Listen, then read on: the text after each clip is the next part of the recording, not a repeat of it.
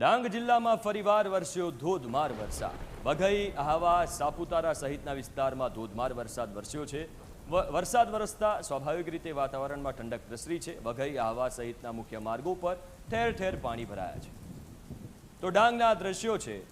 ડાંગમાં જ્યારે પણ ચોમાસું હોય ત્યારે ડાંગમાં અદ્ભુત વરસાદ વરસતો હોય છે, જેના કારણે ત્યાંનું જે પ્રકૃતિ છે એ સોળે કળાએ ખીલી ઉઠતી હોય છે।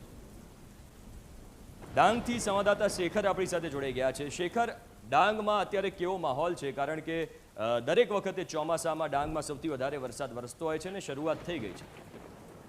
જી, ચોક્કસથી જણાવી દઉં છું કે ડાંગ જિલ્લામાં બપોર સુધી બફારો થતો હતો। બપોર બાદ અચાનક જ ધોધમાર વરસાદ સ્વરૂપે આગમન થયું છે।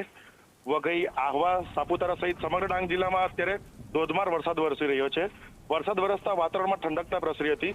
વઘઈ, આહવા સહિત મુખ્ય માર્ગો પર પાણી ભરાઈ ચૂક્યા છે। જી બિલકુલ, આભાર શેખર વિગતો આપવા માટે।